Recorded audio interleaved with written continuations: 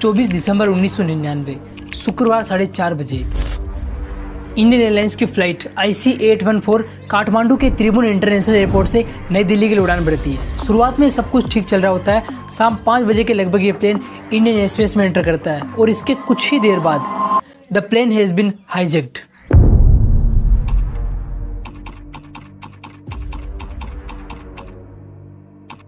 पांच हाईजैकर्स ने कुछ ही देर में पूरे प्लेन को अपने कंट्रोल में ले लिया। प्लेन को उड़ा रहे थे कैप्टन देवी शरण और कॉकपिट में उनके साथ थे फ्लाइट इंजीनियर अनिल जागिया और को पायलट राजेंद्र कुमार। प्लेन में कुल 191 लोग थे, जिनमें से 15 क्रू मेंबर और 176 यात्री, और इन्हीं यात्रियों में से 5 हाईजैकर्स थे। हाईजैकर्स एक दूसरे को कोड नेम से बुला रहे थे, जैसे बर्गर, डॉक्टर, भोला, शंकर, और इन चारों के अलावा एक इनका चीफ था जो इनको ऑर्डर दे रहा था। इन यात्रियों की जान के बदले हाईजैकर्स ने 36 आतंकवादियों की रिहाई और 20 करोड़ अमेरिकी डॉलर की मांग की। अब भारत सरकार की मुश्किलें बढ़ने लगी। इस टाइम पे भारत के प्रधानमंत्री अटल बिहारी वाजपेयी थे। एक तरफ मीडिया का दबाव बढ़ रहा था और यात्रियों के परिवार वाले विरोध प्रदर्शन कर रहे थे, इसलिए सरकार को जल्दी से जल्दी कोई डिसीजन लेना था। वहीं दूसरी तरफ हाईजैकर्स प्लेन को लाहौर ले जाने की मांग कर रहे थे, लेकिन कैप्टन देवी शरण ने कहा कि हमारे पास सिर्फ 1 घंटे का फ्यूल बचा है, इसीलिए हमें अमृतसर में ही लैंड करना होगा, नहीं तो प्लेन क्रैश हो जाएगा और हम सब मारे जाएंगे। और ये उन्होंने जानबूझकर कहा। अमृतसर में प्लेन लैंड होने के बाद लगभग 40 मिनट तक प्लेन वहां रुका रहा, लेकिन फ्यूल का कोई अता पता नहीं था, क्योंकि भारत सरकार चाहती थी कि फ्यूल भरने में जितना ज़्यादा हो सके उतना समय लगाया जाए।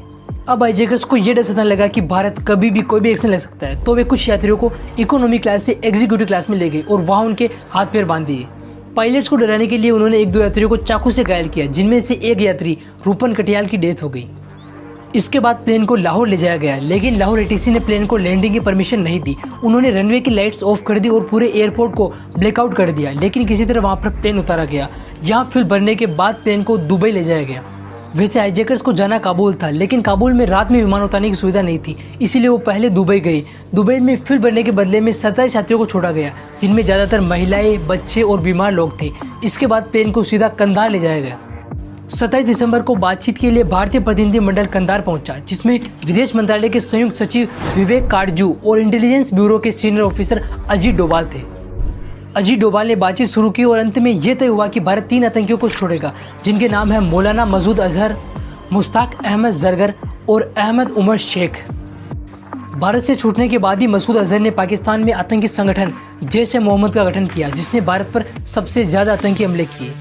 साल 2001 का पार्लियामेंट अटैक, साल 2016 का पठानकोट एयरबेस अटैक और साल 2019 का पुलवामा अटैक इसी संगठन ने करवाए। 31 दिसंबर को भारत ने इनकी मांगे मान ली। तत्कालीन विदेश मंत्री जसवंत सिंह खुद तीनों आतंकियों को लेकर कंधार पहुंचे और आखिरकार भारत ने सभी लोगों को छुड़ा लिया।